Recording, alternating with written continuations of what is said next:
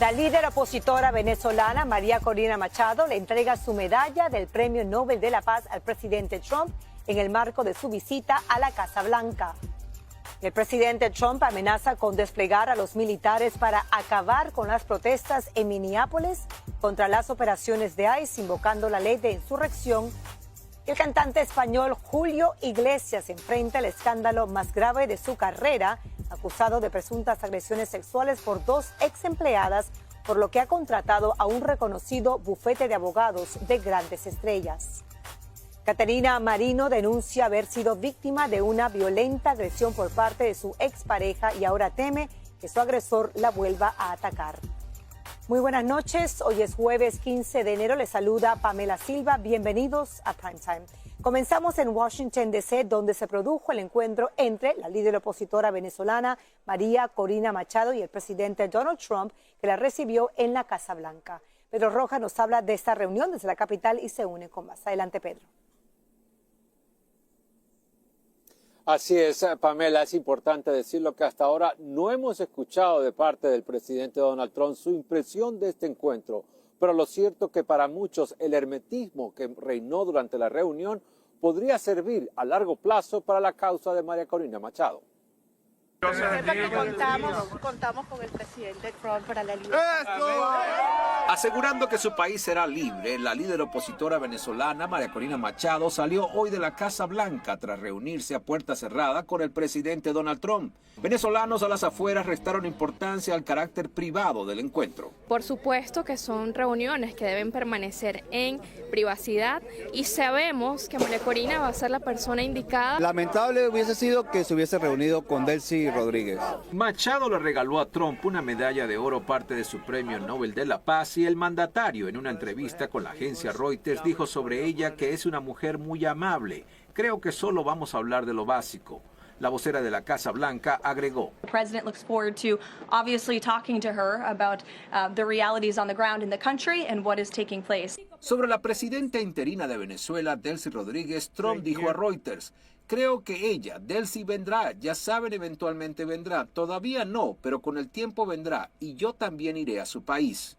Machado fue también al Congreso y se reunió con senadores de los 2 partidos para hablar de Venezuela. Le transmití con precisión el compromiso que hay en la sociedad venezolana para luchar a favor de una transición que permita no solamente construir instituciones democráticas sólidas, estables, sino también atender lo más importante, que es nuestra gente. En Venezuela, Delcy Rodríguez anunció reformas que permitirán inversión extranjera en la industria petrolera de su país.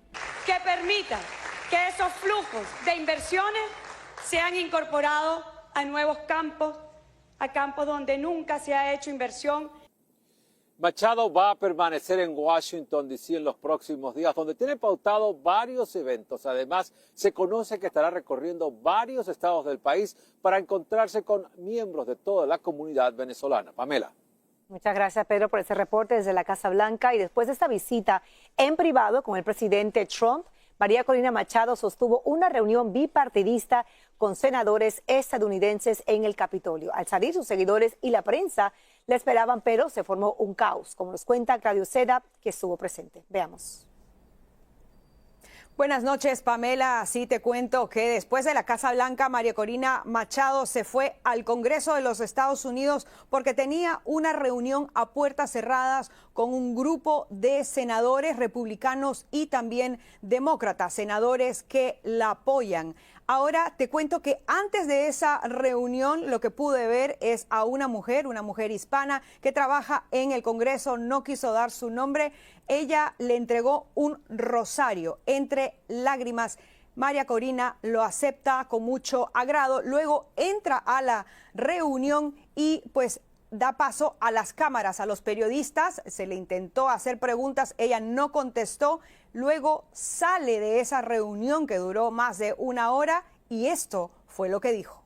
Tener la seguridad que el presidente Trump está comprometido con la libertad de todos los presos políticos en Venezuela y con la libertad de todos los venezolanos. Creo que esto es un día para nosotros los venezolanos realmente histórico. Importante resaltar que en la reunión estaba el senador Ted Cruz, republicano de Texas, también Rubén Gallego, demócrata de Arizona, y Alex Padilla, demócrata de California.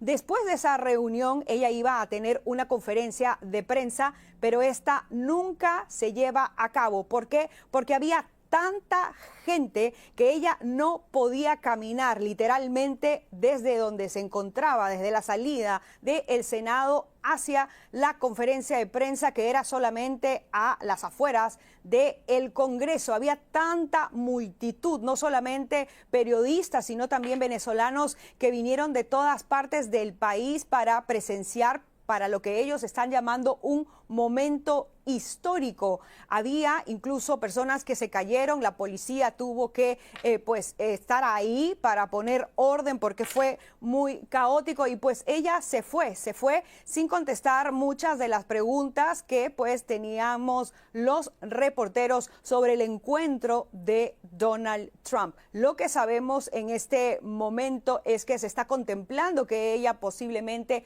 pueda regresar al Congreso para reunirse con miembros de la Cámara Baja, ya que ya se reunió con un grupo de senadores. Eso es todo lo que tengo por el momento. Regreso contigo.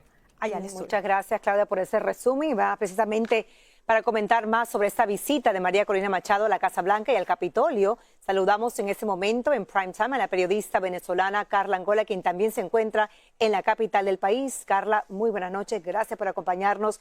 María Corina sale, estamos aún esperando la reacción del presidente, pero mientras tanto ella salió, saludó a sus seguidores, a la prensa, hizo una declaración bastante contundente. Dice, cuenta con el presidente Trump para ayudar en la libertad de Venezuela.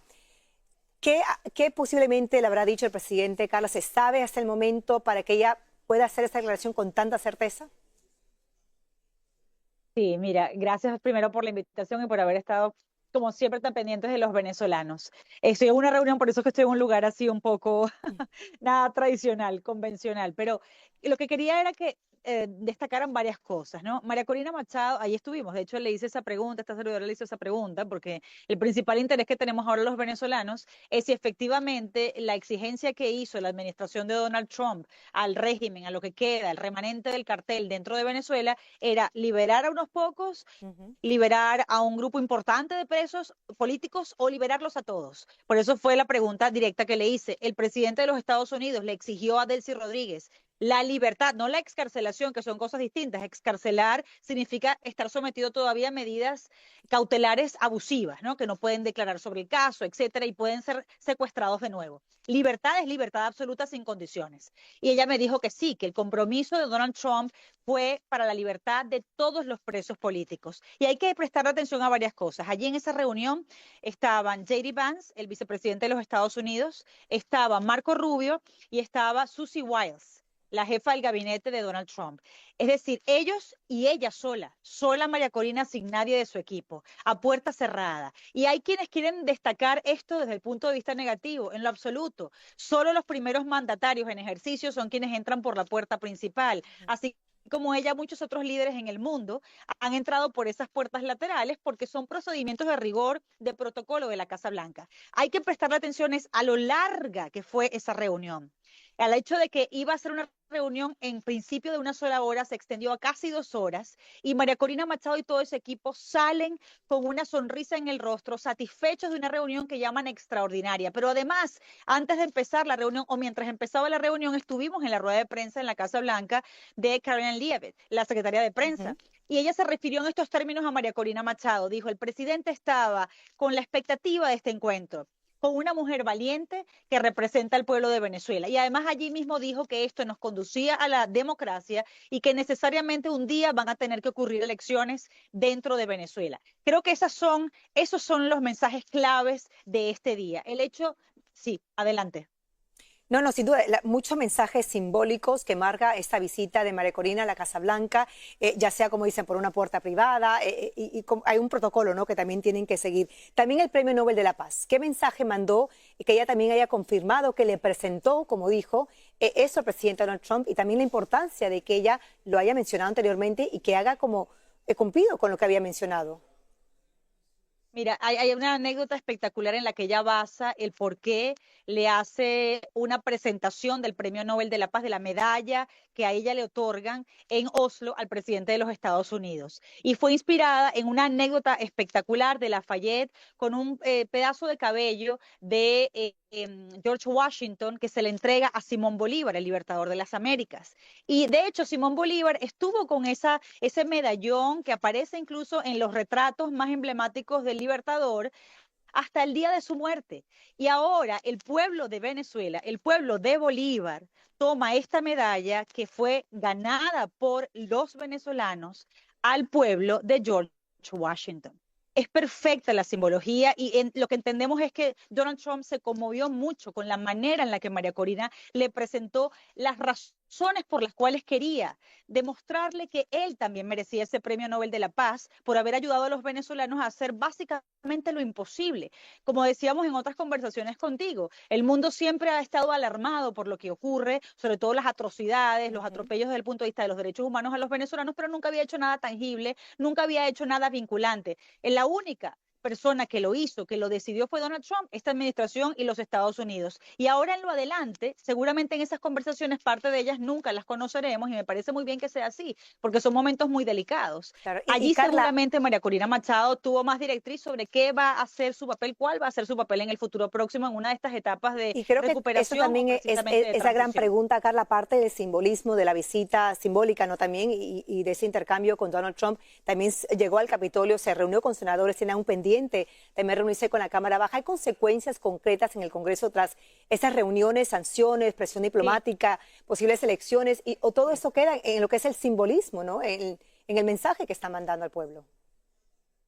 Sí me escuchas bien, ¿verdad? Porque te escuché con dificultad por unos segundos. Mira, la pregunta es perfecta. Te voy a explicar por qué. Es muy importante que ella, después de haber estado en la Casa Blanca, se hubiera dirigido al Senado, porque allí tenemos un gran escollo. Fíjate que el día de ayer hubo una discusión, un debate para tratar de torpedear, de bloquear los poderes de guerra del presidente, y tuvo que intervenir el vicepresidente Vance para desempatar aquello. Claro. Entonces, ¿qué pasó? Que María Corina Machado se logró reunir, porque la causa venezolana siempre ha sido bipartidista. María Corina Machado logró sentar en un mismo salón al senador Gallegos con el senador Tim Kaine, que siempre se ha opuesto o ha llamado esto invasión, o con Ted Cruz, o con Rick Scott, incluso con otros, con Durbin.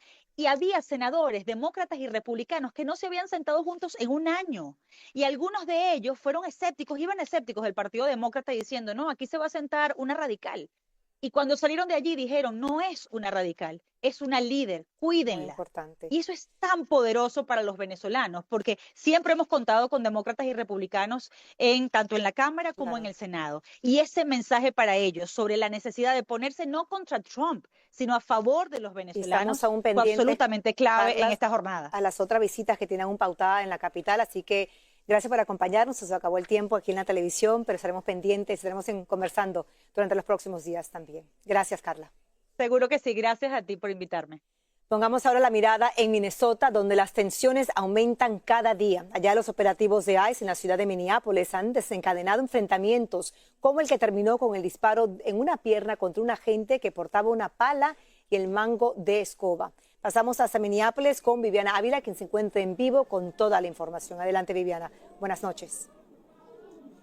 Buenas noches, Pamela. Efectivamente, quiero mostrarte cómo en este momento pues siguen todavía un grupo de manifestantes y ustedes ya ven cómo están saliendo los agentes federales porque realmente este ha sido el movimiento el día de hoy. Esos enfrentamientos entre los manifestantes y también los agentes federales tratando de justamente replegar o que los manifestantes pues no crucen esa línea hacia ese edificio federal, el edificio Whipple que, Pamela, tiene concentrado justamente a un centro de procesamiento de ICE. Obviamente estas protestas se han dado y se han intensificado aún más por el tiroteo que tuvo lugar el día de ayer y donde un inmigrante venezolano indocumentado, dice el Departamento de Seguridad Nacional, pues fue baleado en la pierna. Este es el informe. Minneapolis vivió una noche caótica. Agentes federales lanzaron gases lacrimógenos y granadas de aturdimiento contra manifestantes que protestaban después de que un agente le disparó en la pierna a un inmigrante venezolano. ¡En la pierna, en la pierna! En este video de redes sociales se escucha a la familia del inmigrante reportar lo sucedido. Los del ICE son los del ICE. El Departamento de Seguridad Nacional dijo que realizaban una parada de tráfico selectiva contra Julio César Sosa Celdis, quien no habría acatado la orden de detenerse. Luego se estrelló contra otro automóvil, huyó a pie y el agente lo alcanzó. Agregó que ambos forcejearon en el suelo y que llegaron 2 hombres más que atacaron a la gente y luego entraron a una vivienda. Lo que vimos anoche fue a 3 individuos que utilizaron palas y escobas como armas para atacar a un agente de ICE, quien tuvo que defenderse, dijo la secretaria Christine Owen. Algunos residentes del área donde ocurrieron los hechos dicen tener temor. Con la niña estamos inseguros, asustados, pues mi hija no asistía a la escuela. Los 3 inmigrantes fueron detenidos e identificados. De acuerdo con las autoridades, Sosa Celdis fue condenado por conducir sin licencia y fue arrestado por 2 cargos de dar un nombre falso a un agente. Tras las protestas, el presidente Donald Trump aseguró que aplicaré la ley de insurrección como ya han hecho muchos presidentes antes que yo y pondré fin rápidamente a la farsa que está teniendo lugar en ese estado que alguna vez fue grande. Se supone que se utiliza solamente en una situación grave de extrema, de donde el gobierno pierde la habilidad de controlar una ciudad o un estado. Donald Trump's chaos with our own. El alcalde de Minneapolis dijo que no se puede contrarrestar el caos de Donald Trump con un caos propio. Y frente a este edificio federal donde se encuentra un centro de procesamiento de ICE, no han parado las manifestaciones. Aquí quienes protestan le piden a los agentes federales de ICE y de la patrulla fronteriza que salgan de Minneapolis. No veo que nada se mejore hasta que ellos decidan parar lo que están haciendo. Entre tanto, la Asociación de Libertades Civiles de Minnesota entabló una demanda contra el gobierno federal que alega que los agentes están realizando detenciones ilegales. Bueno, y aquí les mostramos estas imágenes en vivo porque otra vez vino esa confrontación entre agentes federales y los manifestantes, Pamela. Incluso vimos ya al primer detenido que fue entrado justamente a este centro de procesamiento de ICE. Y es que, te vuelvo a repetir, eso hemos vivido el día de hoy. Realmente esas manifestaciones donde incluso se desplegó gas pimienta, gases lacrimógenos contra algunos manifestantes. Ustedes ven cómo están todos esos agentes federales pues con su equipo, ¿no?, de táctico precisamente para responder a los manifestantes. En este momento esos manifestantes están prácticamente de alguna manera persiguiendo a los agentes federales que ya están ingresando a este edificio, el centro de procesamiento de ICE. Sin embargo, no han desplegado hasta el momento ninguna bomba lacrimógena por el momento.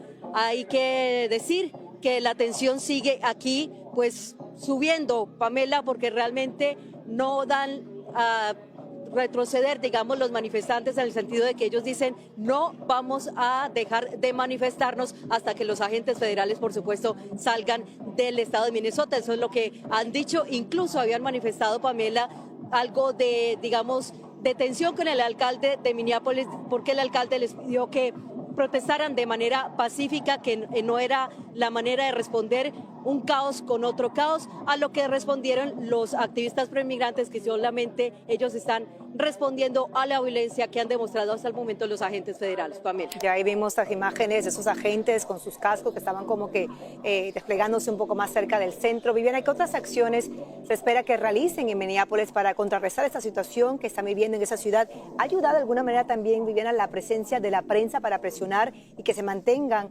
un poco más tranquilas esas manifestaciones? Pues realmente no, Pamela. Realmente siguen subiendo los ánimos. Seguramente seguirán este tipo de protestas. Te hablo, el día de mañana, por ejemplo, va a haber una audiencia pública con una delegación de congresistas demócratas federales que hablarán precisamente de estos operativos que han impactado en las últimas semanas al estado de Minnesota, específicamente a las ciudades gemelas, con la presencia de más de 2.000 agentes federales. Y para el 23 de enero se está convocando a un día donde la gente no salga a comprar, no vaya tampoco a las escuelas y salgan más bien a protestar por las calles del centro de Minneapolis. Así que estaremos pendientes, por supuesto, Pamela, de los hechos que acontezcan después de lo que se ha vivido en las últimas semanas en Minneapolis y también que las autoridades federales dicen que pueden protestar todo lo que quieran, pero ellos seguirán adelante con los operativos de inmigración. Y esto también después de que recordemos que la jueza Catherine Menéndez dijo que por ahora no detendrá justamente ese despliegue de los agentes federales en este estado. Así que estaremos muy pendientes. Mucha precaución, por favor, Viviana, ya a estas horas de la noche en Minneapolis, Minnesota. Gracias por esta información. Y vamos a seguir con esta situación en Minnesota y para hablar del tema nos acompaña Oscar Chacón, asesor de estrategias de Alianza América, quien se une en ese momento. Oscar, gracias por acompañarnos. Como vimos, una situación bastante tensa y parece que eso va a incrementar, que los ánimos siguen bastante intensos en esa ciudad. ¿Qué están viendo ustedes en el terreno tras el aumento de los operativos de ICE en Minneapolis especialmente?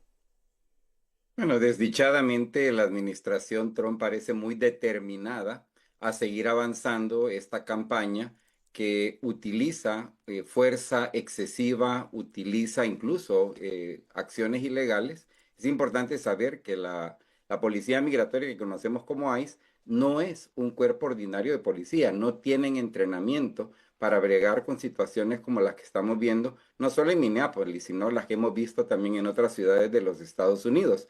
Y es importante recordar que el acto de protestar, siempre y cuando sea un acto de protestar ciudadano, cívico, pacífico, es una característica inédita de la sociedad estadounidense. Hay que recordar que este país nació protestando en contra del imperio inglés. Las acciones de Boston en los momentos previos a la independencia eran justamente ejemplos de estas acciones que han sido características a lo largo de la historia de la sociedad estadounidense. Creo no que, se puede Oscar, aplacar esto por decreto. Y precisamente la petición de muchas de las autoridades a nivel local, especialmente, por ejemplo, el alcalde Frey Minneapolis, ha pedido que por favor se manifiesten de una manera pacífica. ¿Por qué es tan importante que los manifestantes sigan, ¿no?, esta orden y que no empeoren la situación? Bueno, el riesgo mayor es que la administración Trump pueda ocupar una acción violenta en contra de los agentes de ICE, los agentes federales, para escalar aún más esta confrontación que hemos visto hasta ahora y que incluso ocupe esto como excusa para desplazarse a otros centros metropolitanos en el país que pudiera conllevar a consecuencias graves. Porque ya se habló de utilizar la ley de la insurrección, que es una ley viejísima que no se ha ocupado a lo largo de la historia muchas veces, y esto presenta un enorme riesgo para la sociedad en su totalidad. Por eso la importancia de mantener la protesta vigorosa, pero pacífica. Y creo que es importante explicar un poco más esta ley de insurrección y cómo eso pudiera afectar a nuestra comunidad en varios estados del país. Bueno, el problema es que hay muy poco precedente de cómo esto funciona. Hay que recordar que la última vez que esto se ocupó fue en Los Ángeles, California, cuando se dio la golpiza al señor King. En ese entonces se invocó esta ley, pero duró muy poco la puesta en vigencia de esta ley. Para efectos prácticos y especialmente para públicos latinoamericanos, hay que pensar en esencialmente lo que se conoce como un estado de sitio, como un estado de excepción, donde los derechos individuales de las personas son suprimidos y el gobierno federal se atribuye derechos que regularmente no tienen y que es importante entender por qué esto se vuelve sumamente riesgoso. Y hemos visto una escena que se ha repetido en varias ciudades del país, Oscar, que es personas que están detenidas, personas grabando, documentando esos incidentes también. ¿Qué le están pidiendo a la comunidad y cuál ha sido la denuncia o la queja más común que ustedes han recibido como organización también por parte de la comunidad inmigrante?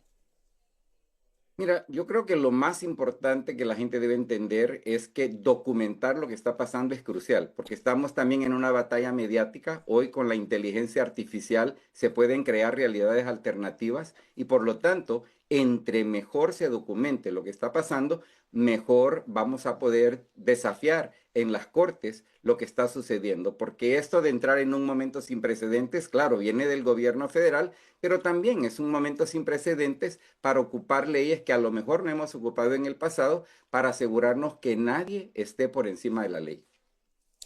¿Y qué le están pidiendo para finalizar, Oscar, a las autoridades locales, pero también a las autoridades federales? ¿Qué le están pidiendo a ellos por parte de la comunidad? Bueno, la demanda es muy clara, ¿verdad? Que le pongan fin a estas operaciones. Hay que recordar que históricamente la ley de inmigración se aplica de manera sumamente dirigida. la policía migratoria no tiene facultades de querer ser ahora policía y entrar a perseguir, a tocar puertas sin tener órdenes de cateo federales. Y esto es, repito, lo que pone en riesgo la esencia de la democracia en Estados Unidos. Por lo tanto, parar con este tipo de accionar es crucial. Ojalá que el gobierno de Trump recapacite sobre esto. Estaremos muy pendientes. Gracias al señor Oscar Chacón por acompañarnos esta noche desde Chicago. Gracias a ustedes. El escándalo en el que está envuelto Julio Iglesias deja ver lo difícil que es para las víctimas defenderse. Hablaremos de este tema a continuación. Mientras tanto, en México, una joven hace una seria denuncia de acoso sexual y de agresión que expone en ese país la justicia que queda impune. Así que regresamos con esto y mucho más aquí en Prime Time.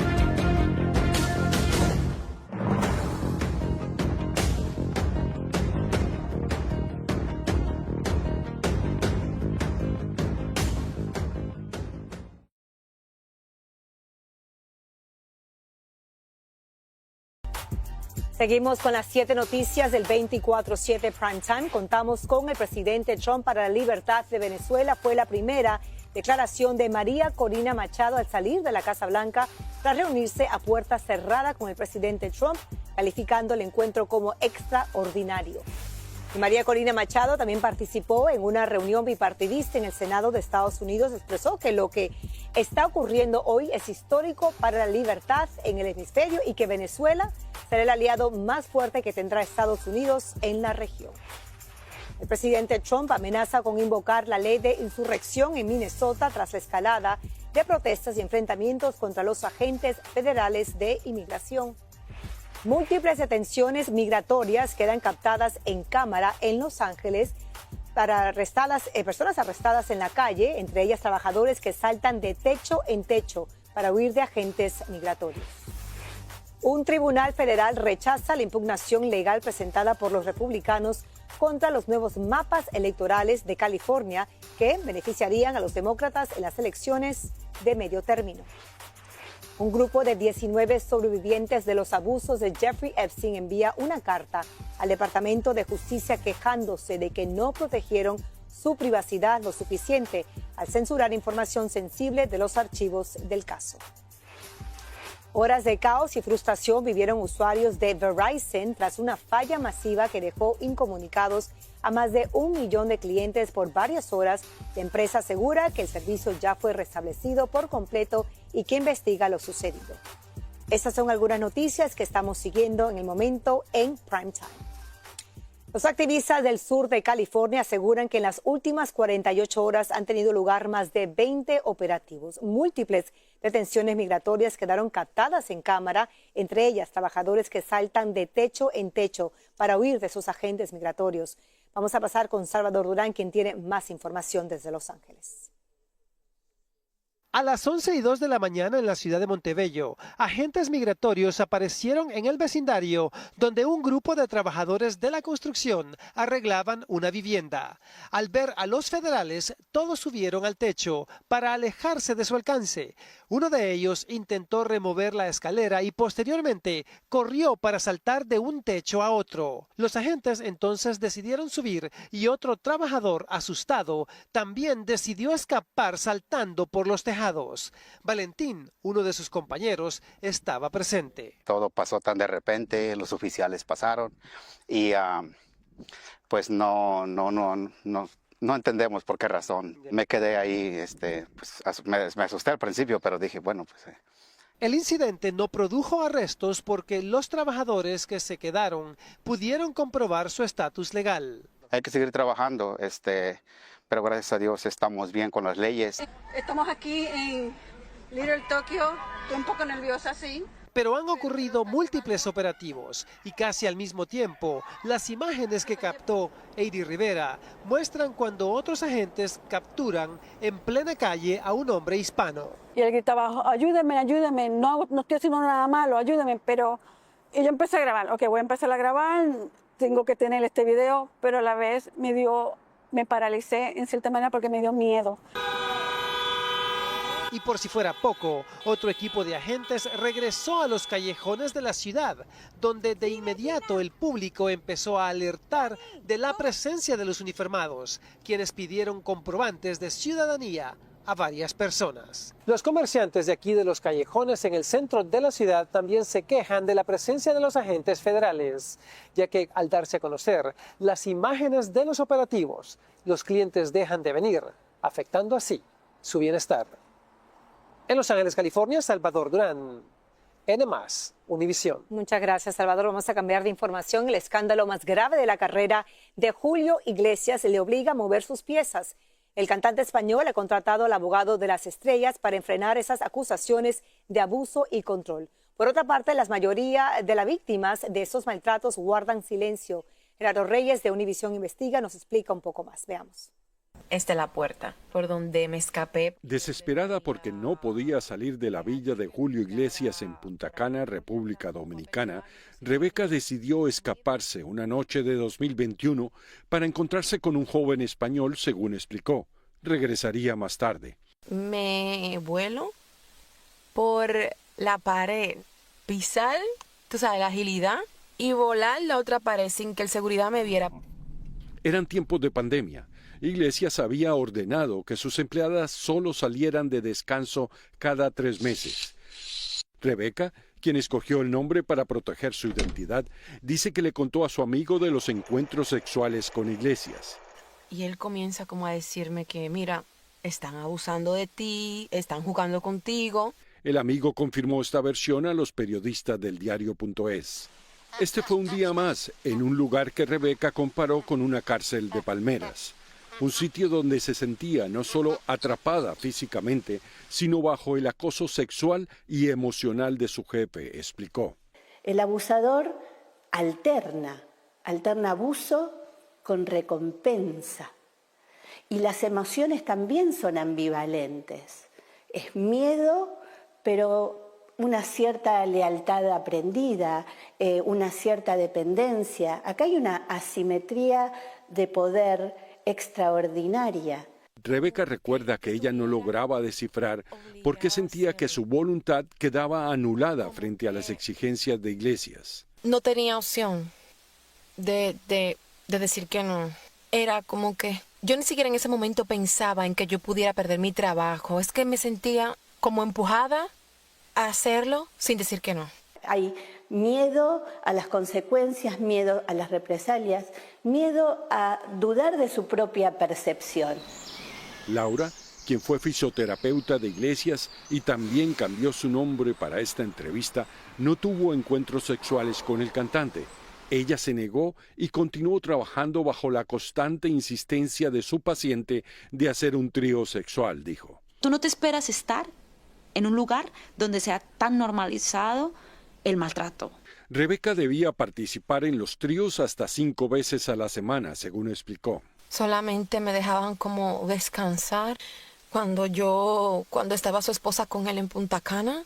Es muy difícil entender eso desde afuera. Por eso por ahí estos comentarios en las redes sociales. Basualdo dice que el abuso no viene solo. Es necesario que el victimario construya esta especie de escenario donde la víctima queda paralizada. No porque le pongan una pistola en la cabeza, sino por algo mucho más complejo.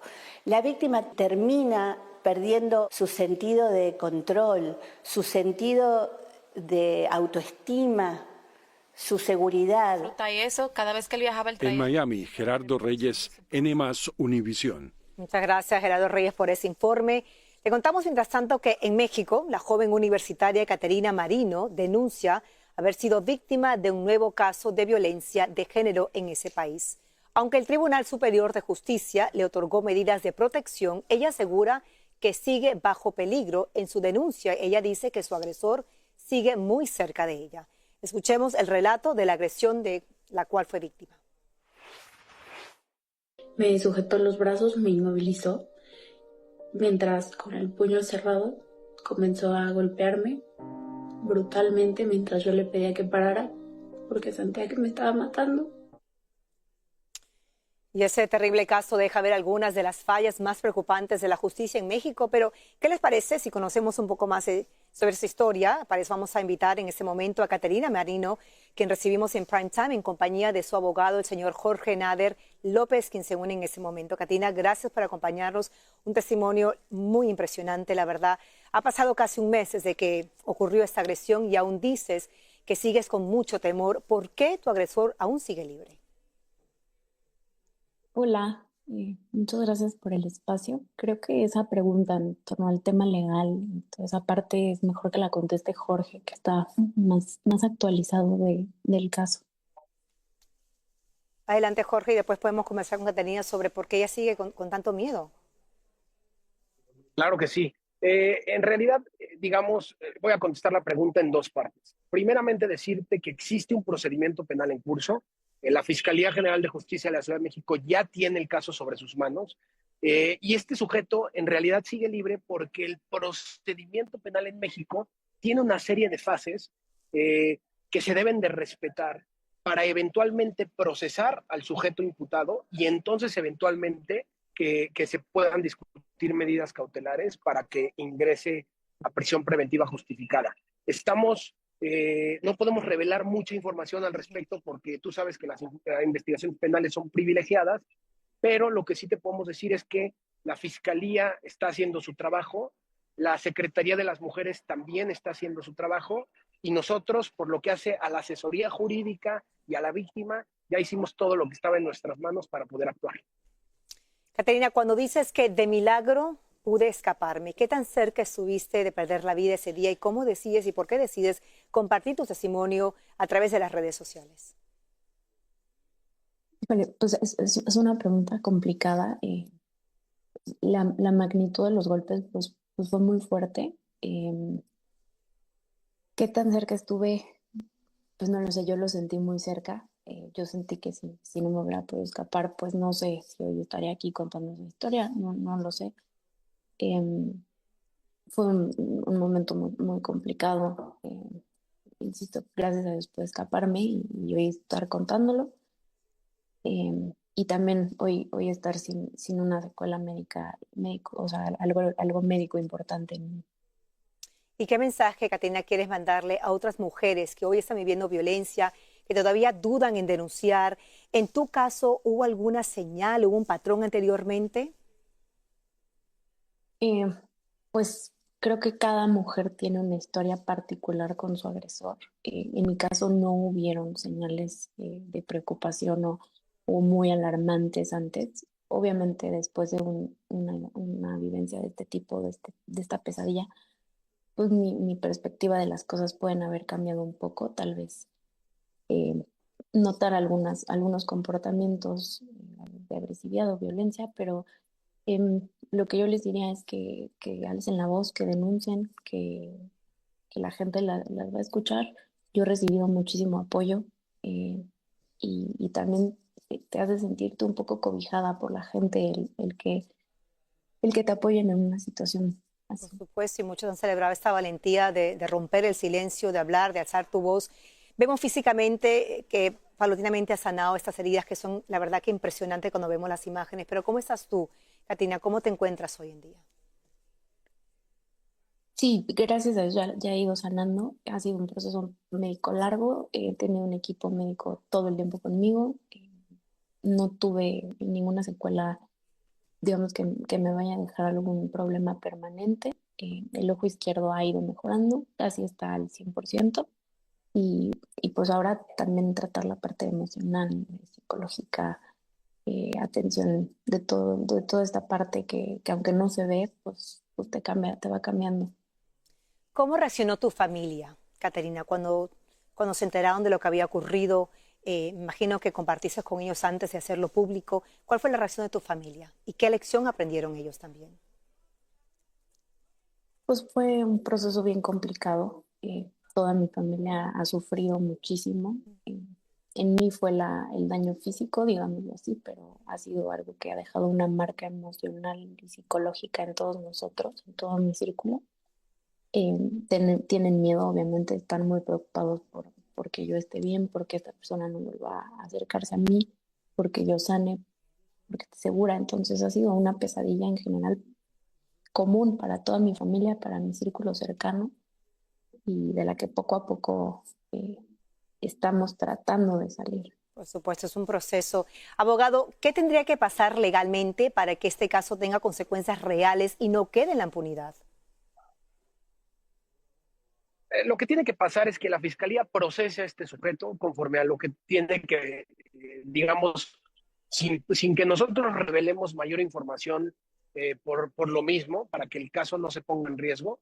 Pero básicamente lo que tiene que pasar es que cuando se procese, se pidan medidas cautelares para que durante el tiempo que dure este proceso, este sujeto esté en prisión, porque no puede un sujeto como él estar libre. Es un peligro tanto para Kate como víctima, como para cualquier otra persona que esté, digamos, es un feminicida en potencia. Eso es lo que yo te diría. Lo que tiene que pasar es que la Fiscalía aplique todo el peso de la ley y que los juzgados en México también sostengan ese criterio. Estaremos muy pendientes de este caso. Gracias al abogado Jorge Nader López por acompañarnos. Y a Caterina, gracias por tu testimonio y por tu valentía de compartir tu experiencia. Muchas gracias. Gracias. Muchas gracias. Gracias. Hacemos una corta pausa y regresamos con mucho más en N+ Univisión 24/7 Prime Time. Manténgase conectado.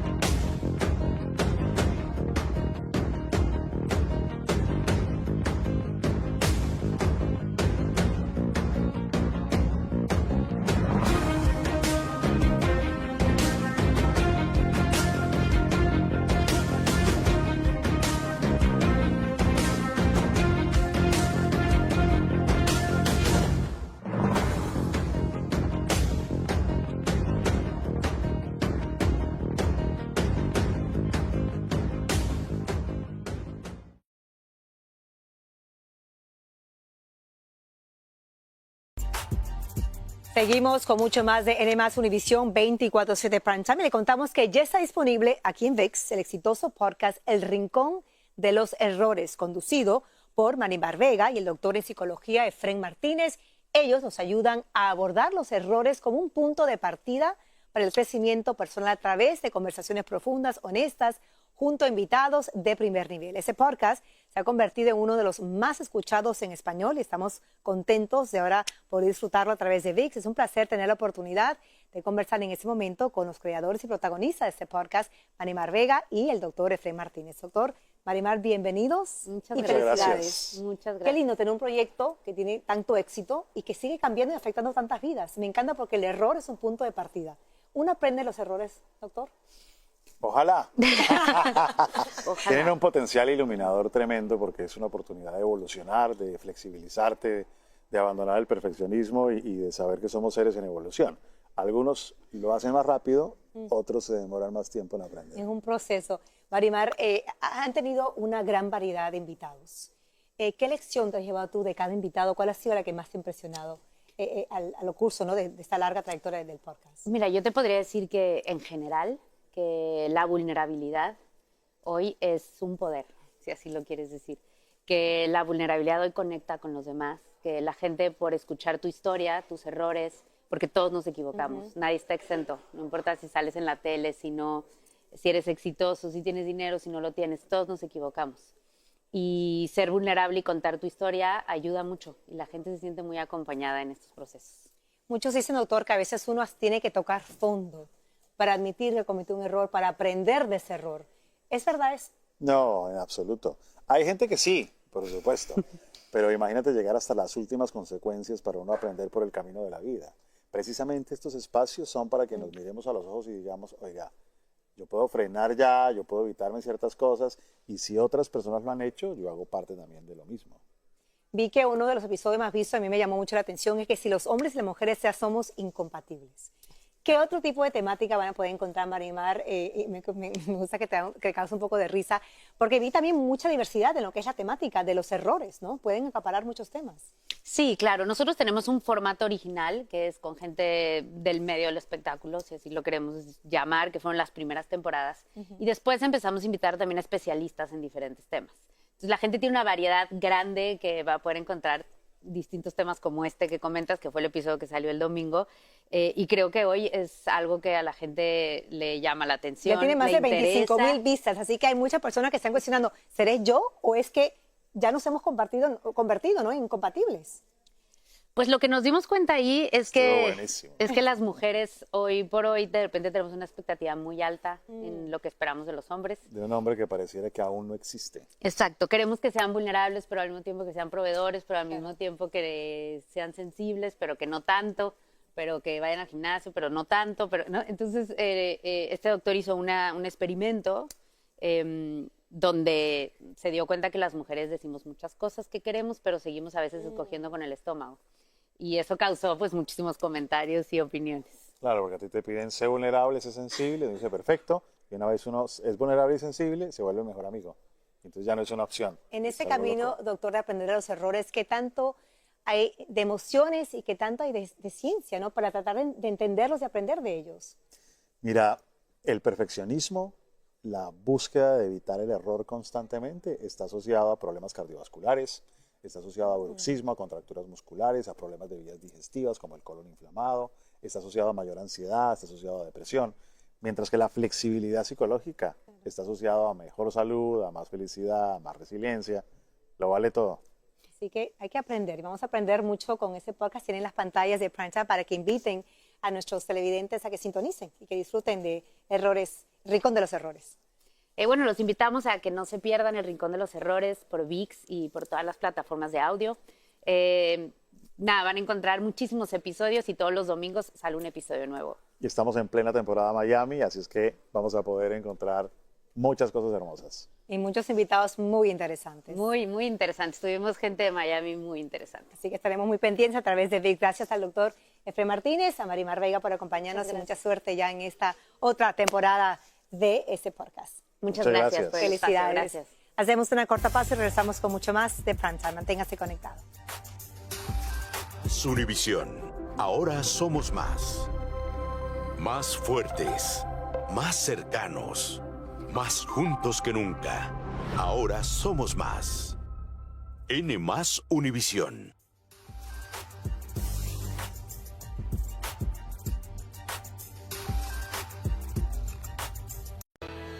Saludos familia de Despierta América. Este viernes cerramos la semana con un mensaje de ayuda a todas las mujeres que no se atreven a denunciar el acoso sexual del que son víctimas. Y seguimos en vivo desde Brasil con una nueva sorpresa de ¿apostarías por mí? Y porque aquí cuidamos tu salud, Dr. Juan viene a decirnos cómo podemos prevenir la demencia. Ya lo sabes, con esto y mucho más te esperamos en la casa más feliz de la televisión hispana, donde siempre Despierta América.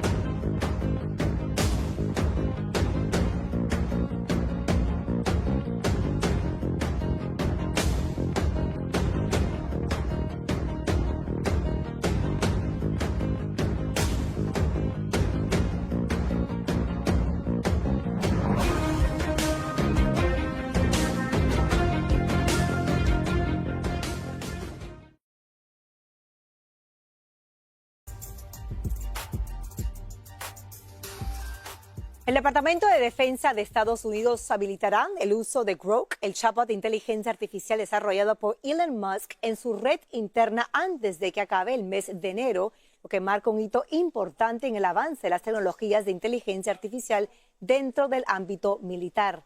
Tiffany Roberts tiene los detalles y nos amplía. El secretario de Guerra, Pete Hegseth, anunció que Grok, la inteligencia artificial de Elon Musk, se integrará en los sistemas clasificados del Pentágono como parte de una iniciativa a gran escala para convertir la inteligencia artificial en una herramienta militar. La integración de Grok forma parte de un impulso para usar la AI avanzada en operaciones militares. Quieren que procese grandes volúmenes de datos, apoyar decisiones más rápidas, más precisas. En una visita a SpaceX, la empresa espacial de Elon Musk, Hegseth se refirió a nuevas tácticas del futuro y aseguró que ganarán descubriendo nuevas formas de combatir. Este anuncio sucede en momentos que Grok y Elon Musk están atravesando una polémica por la publicación de imágenes alteradas de mujeres sin su autorización. Es polémico lo de Grok por este tema, porque Gemini ya está funcionando en lo que es el Departamento de Defensa, pero hay críticas por la parte ética, el control de contenidos. A partir de diciembre, después de la actualización, empezaron los usuarios a pedir que ciertas fotos las desnuden o las pongan en bikini, y Grok accedía. Pero el uso de Grok en el campo militar es inevitable, según muchos expertos, porque los análisis de datos carecen de emociones. Que es un elemento de análisis que entra junto con los demás para la toma de decisiones. No es que sea definitivo, o sea, no están reemplazando al comandante general o al jefe de operaciones por la inteligencia artificial. Están añadiendo una fuente de obtención de información y análisis. Para algunos expertos, no es casualidad que el gobierno de Trump haya escogido la inteligencia artificial de Musk para darle acceso a los sistemas clasificados del ejército. Hegseth comentó que la IA del Pentágono no será woke, sino que operará sin restricciones ideológicas que, según él, puedan limitar las aplicaciones militares legales. El Pentágono anunció un nuevo cargo, el director de Digital e Inteligencia Artificial, Cameron Stanley, ex empleado de Amazon Web Services. Algunos observadores ven esto como otro ejemplo de un creciente acercamiento entre el Pentágono y Silicon Valley. Pamela, regreso contigo. Interesante, gracias Tiffany por ese informe.